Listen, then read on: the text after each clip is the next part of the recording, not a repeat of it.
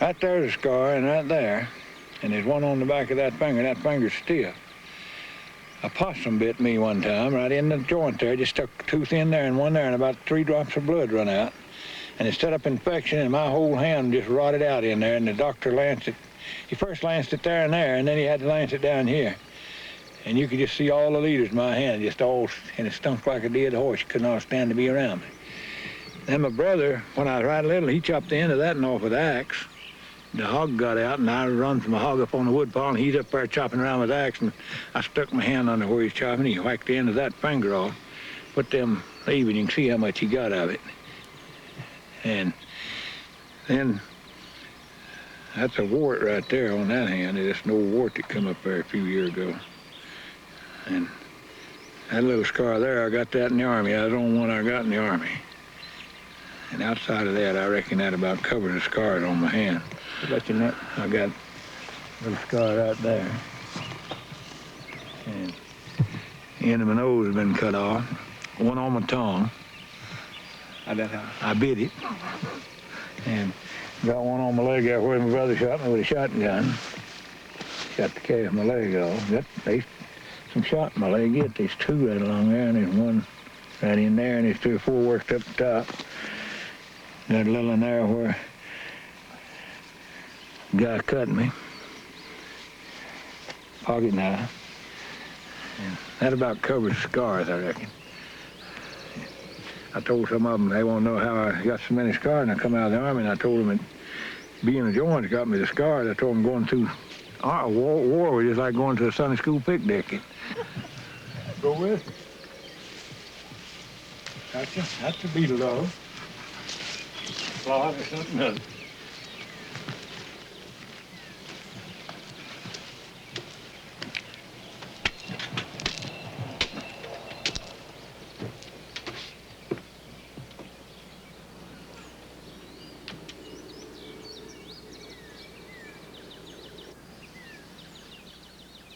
Well, I was born in the year 1914, the 7th day of August. When I was about 6 or 7 years old, my daddy put me to plowing with a big team of horses and logging. He'd take me out of school to log in the wintertime.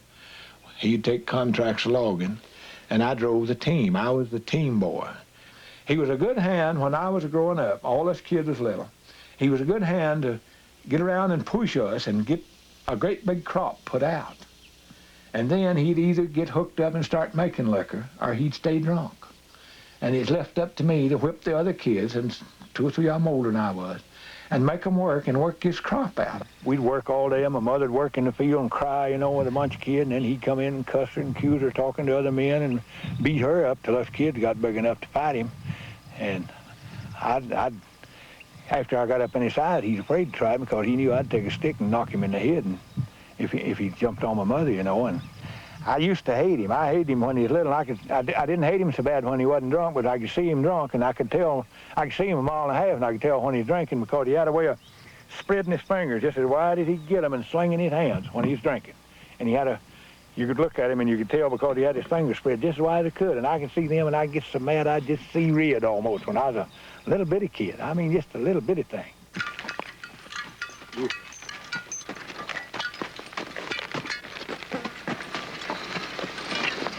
Whoop, whoop. Hey, you're not looking where you're going, honey. Gee, baby. Come on. I just never was the same type of person as any of my brothers. None of the rest liked to do the things I did. You see, I liked animals. I liked to hunt. I loved to plow. I loved to work animals. I'd break every little old heifer calf I had to work, you know. I'd take them out and log with them, make little old yokes, and have 2 of them teamed up. Had the milk cows working them. My mother'd call at me, you know, and all this stuff with that. That was my life, was animals. And my brothers and sisters, I whipped every one of them a whole lot more than my daddy did, and made them work. I had to stay right after him. I used to whip my brother and him 4 years older than I was and make him hoe corn, you know. He'd get mad and was going to quit. I'd give him a whipping and make him work. And that was my responsibility to see that I thought it was, until I got up about 13 years old, and then he run me away from home. You see, I didn't live with my daddy after I was 13.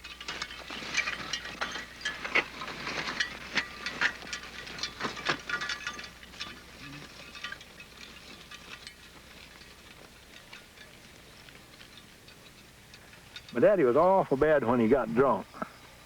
I mean, just plumb floppy drunk, you know. He could walk. He never seemed so drunk hardly but he could walk. But he'd just be wild drunk, you know. He wanted to pray for you. He wanted to pray for you, you know. And I wouldn't let him pray for me. I told him I was making a mock of God, and I didn't believe in no such junk as that. But he always, when he got drunk, got around me, "Shun, can I pray for you?" He called me Shun instead of Son, you know. "Shun, can I pray for you?" And one day I come down the mountain below home there, and Clyde Kenner lived down there, where Minnie Fraser lives, and I come down by, and it's getting down almost dark in the wintertime, just cold as it could be. The ground is froze pretty good, and ice froze along the creek bank. Well, down there at the ford, we had a ford across where we drove the wagon across, and it'd wash out, come a rain, wash it out, and we'd pile rock across below it and lay plank on it. We'd walk across there sometime. We had a foot log about 12 foot high on down below there, and a path went straight over the house, but he was drunk, and I knew he'd fall off that old tall foot log, and so I just took him out with that ford. Well, they'd pile in there, and there's a hole of water there just about 3 foot deep and about 14 or 15 foot wide, you know. And plank laying across on the rock below, and I said, "You better let me hold you up across these rocks here. You'll fall in." "Oh," he said, "you think I'm drunk, don't you?" And he'd asked me, could he pray for him, and I told him no. And so he said, "I'll tell you what." He said, "You think the Lord ain't with me?" He said, "You get on over out of the way." And he said, "If the Lord's with me, he'll hold me up." And said, "If he ain't with me," he said, "he'll let me fall in." Well, I just went on across the creek and got out, I guess, 50 foot in the creek and turned around and watched him. He backed up a time or two and staggered around and made him a sight, you know, at them plank. And he made a run and go, and he got about halfway across the creek. Right in he went. He went plumb out of sight in that water, and he come up, you know, blowing water and hollering, "Woo, woo," and he come out there, and he's just shaking all over, you know. And just about 200 yards on up to his house where he lived. I didn't live with him then.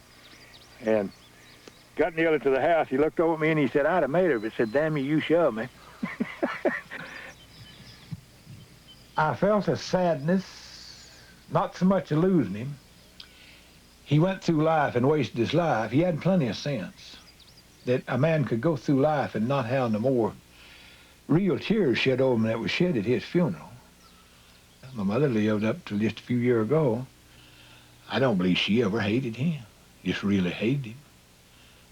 I think there was a place there in her that she always liked him in a way. Get off there, that's hard to see.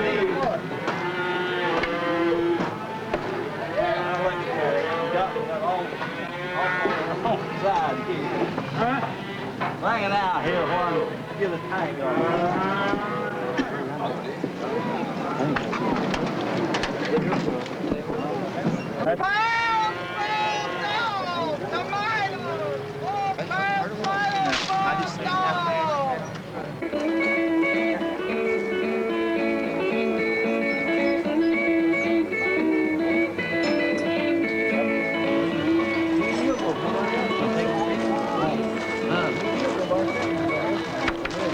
I guess most everybody is in a squabble, you know. Yeah, I believe I did tell about the time Jim and Fleet was catching the calves, you know, and the calf went over Jim and knocked him cold, and you was going to pray for him, and you said, "Now lay me down and sleep."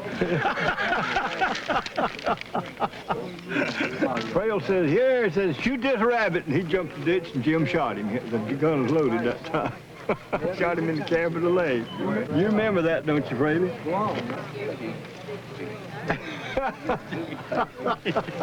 Yeah, I remember.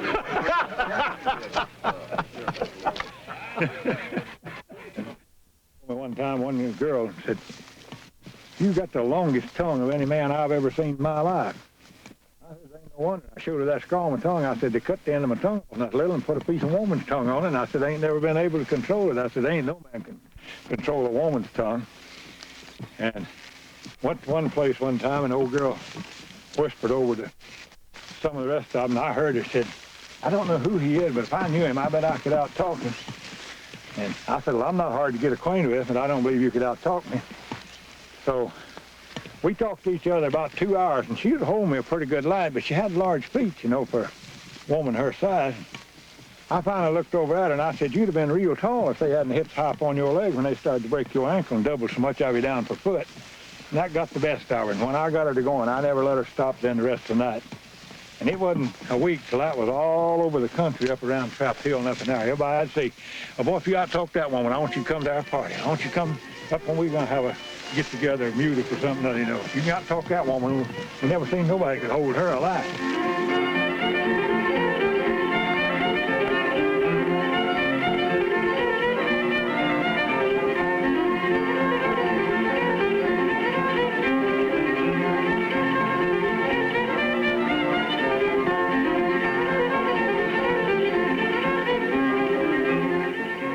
Grandpa prided himself on being strong, you know, and he had an old mill rock that weighed about 600-700 pounds.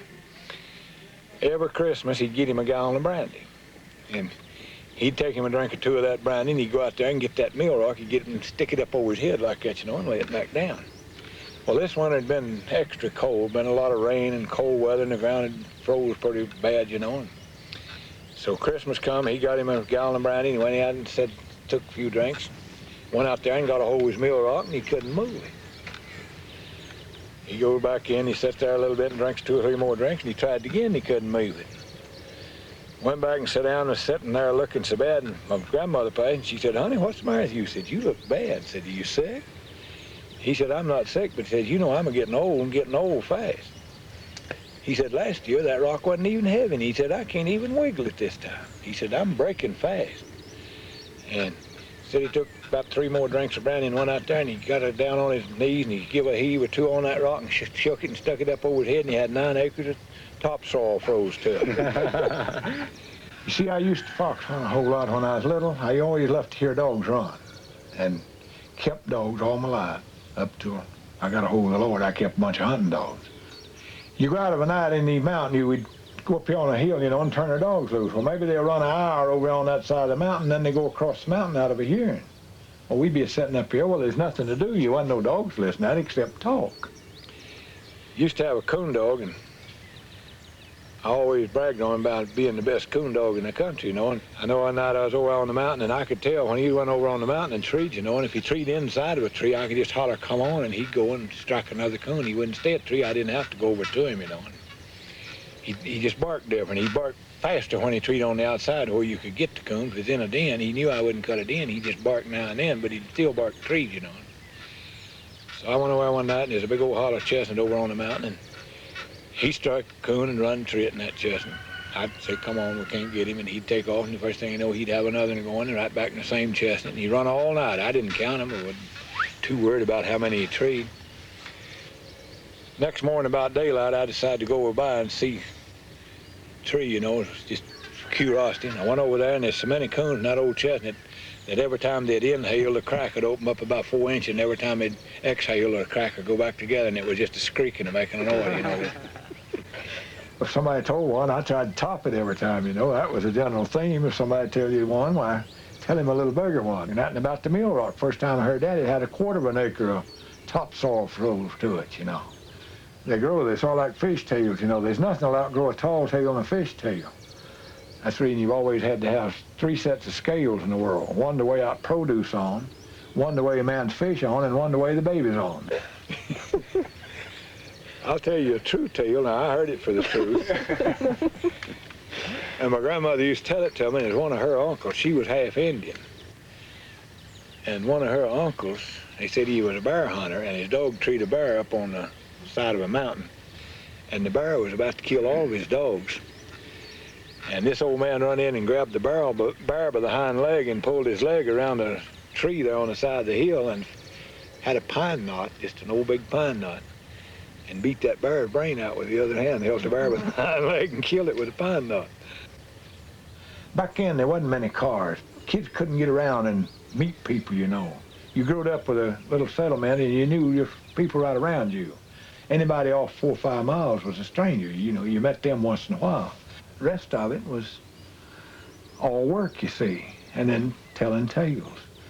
Mac Lane used to come down to the house, and old Mac was about 6'4", you know, and he was pretty bad to drink, stay drunk about all the time. And every time he'd come in and catch a cat sitting around, you know, old folks used to have a cat hole in the door, and the cats went in and out anytime they wanted to. And that cat hole was never closed. Regardless of how cold it was, them cats could go in and out. Grandpa had given my sister a little tabby kitten. I'd walk by and she'd have that cat holding that old hat and carrying it around, you know, and I was always teasing her. I'd walk by and tickle that cat in the breast, and boy, it'd nail me and put that mouth on me. If I moved, it'd bite me. And I aggravated the little old kitten all the time, and when it got up grown, it made the biggest tomcat I ever saw, I believe. It just kept growing. Of course, she was feeding it all the time. She'd slip to the cover, and she'd get it meat, and she fed it raw meat, and she fed it milk, and everything. She fed it 25 times a day, you know, and it made a cat.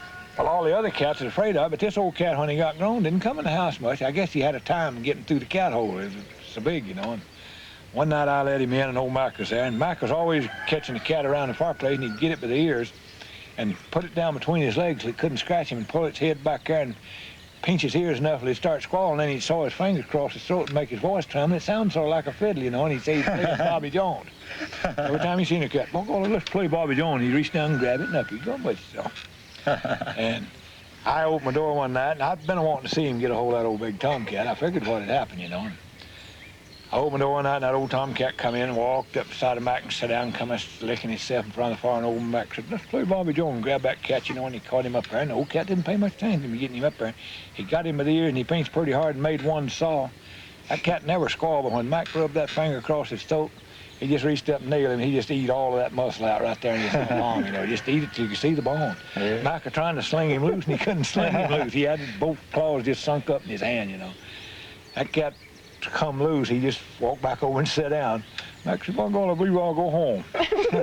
I never did. Now, I was about 10 years old and messed around a whole lot before Mac died, but I never did see Mac touch another cat as long as I lived. He'd come down to the house, and the cats would walk in beside him, but he never even looked at him. Tell me one about Ruth Fletcher outside the church. Oh, Ruth, while we were on the Fletcher business, Ruth was over at church one time, you know, and he had that high way of hollering out when he got sort of excited and talking, and when he was drinking especially. There's a big oak tree stood out in front of the church, you know, and the boys would gang up around churches and drink on the outside back when you know, and they'd usually have 2 or 3 fights outside instead of having a service inside. We was all sitting there in the church, and everything got sort of still. Old Ruth hollered out and said, wow, said, some damn son of a bitch cut me. Everybody in there, you just heard a whisper go over the room, said, Ruth Fletcher, Ruth Fletcher. Remember that time Ruth walked by his own house one night to get a light? Where did he walk to get one? You know? He was over here at Com Holders. Com lived right over past Edmonds, and Ruth lived about halfway between there and Andrew Jennings, you know. And Ruth was drunk, and they heard him a-coming and singing, and Com's wife said, blow out the light and get in the bed, said, here comes Ruth, and he's drunk, and said, he'll be aggravating us for 2 or 3 hours. Said, let's just go in the bed and don't answer him. Said, make out like you're asleep. Ruth went up on and knocked on the porch and said, hello, Com. Hey, Com. Said, I want to borrow a light. Nobody answered him, you know, and he knocked 3 or 4 times. Nobody answered him. He said, go to hell, you SOBs. Go to hell, damn you. Said, I'll go to Andrew Jennings and get me a damn light. And he'd had to walk right through his yard. He lived about halfway between them and Andrew. He said, and started off down the road singing, going down to Big Chat my room, where the music goes around and around. I drink my old corn liquor, I lay my money down. This is the first one he sent me. And I didn't like the looks of that at all. He looked so egotistical and looked like he was half drunk, and I didn't like the looks of it. I cried because he looked like that. I felt sorry for him. You didn't tell me that. No, come on. He'd come home came to my house on a Friday and asked me to marry him Friday night, after telling me for months he wouldn't ask any girl to marry him while he was in service because he might go overseas and get hurt and be a cripple, and he didn't want a woman to live with him because she felt sorry for him. And so he kept telling me all those months, you know, just he never would say anything about getting married. And so then that night when he came, he asked me if I would marry him, and onto that he said, or would your mama let you marry me? And I said, why don't you ask her? And I didn't say yes or no. I just said, why don't you ask her? I didn't tell him that I would, whether he asked her or not. So he thought he had to ask Mama, and he spent all day the next day trying to get up nerve enough to ask her for me. Finally he did, long down late in the evening, and she said yes. I don't remember anything at all about my father's family because he and my mother were divorced when I was 4 years old. When I was about 6, then my mother remarried. And at that time, in the community where we lived, divorce was a thing that was not accepted. Most of my not too good memories there do consist of the rejection and the parents not allowing their kids to play with us, to the point that they call us names, and oftentimes when we go to the Johnny house, or I don't know about my brother, I think he got caught there a few times, but I know that I did definitely. And they would throw rocks, and Johnny house had a tin roof, of course, and you hear the rocks hitting on the top. And I'd sit there or stand and peep out the door, afraid to go out, because I was afraid I'd get hit with a rock. I guess I was pretty much of a coward in those days. My stepfather and my mother didn't get along very well because he was something like 20 years younger. They would get into a quarrel, and Mama would decide to commit suicide. And the way she thought she would do it was to go out to the railroad track and walk in front of a train. And so she used to do that. I mean, she used to actually walk to the railroad tracks. And especially my younger brother and I, just going along, you know, tugging to her clothes, trying to pull her and hold her back, keep her from going, and just crying and screaming. Of course, we'd go on out there, and the train would pass, and my mother would still be there, and we'd go back to the house. And as time would go on, there'd be another such occasion. But even that passed, and I never hear a train whistle that I don't think about it. But So you see, I married her the second time I ever saw her practically, you know. I come home and saw her one time and then come back. Why, we got married just as soon as we get things through and get married. And I was scared. I'll tell the truth about it. It's the only time in my life, except when something scared me when I was right little, that I really was scared. And the only time after I got up anything like grown. I know one other time. And, well, yeah, I do too when I shot you.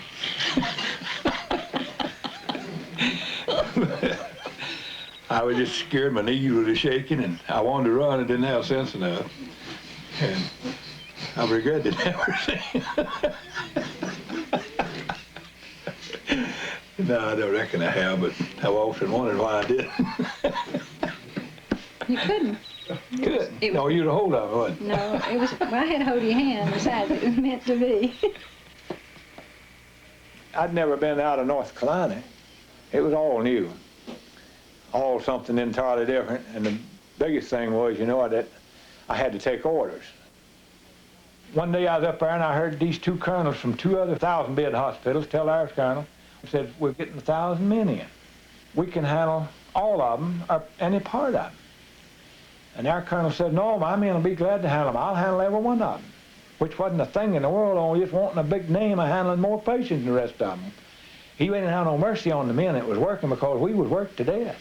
That night it was about 20 below zero, about 8 inches of snow on the ground, and they had a line of walking patients coming up from the hospital, standing outside in the cold, and some of them barefooted and some with no coat, just an undershirt on. And I gave my coat and shirt to one or two of them. It was bad, it was naked almost. And they put me in charge of a group of German prisoners they had, and they was wounded, and they had told me just hold them until they got the Americans in the hospital. And I stood out there and my teeth chattered all night and helped these German prisoners there, and a lot of them barefooted, just kids.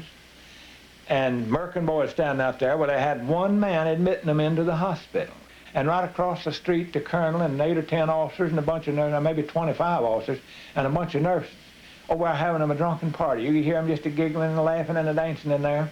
And the more I stood and listened, the madder I got, just thinking they could have put 2 of them out there and let them help get these guys in the hospital. And I'm telling you what's the truth. If I'd had a little bunch of dynamite, about 4 tons stuck on that thing, and a little switch where it made it went off, that building that went so high, you'd have seen arms and legs flying clean back over here.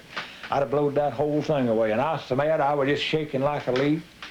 I didn't eat about for 3 or 4 days and nights. And some of them come around and said one morning, said, if you want to volunteer for the infantry, said, run over to the office right now. Boy, I run over everything getting over there. And I got over there, the whole outfit was lining up.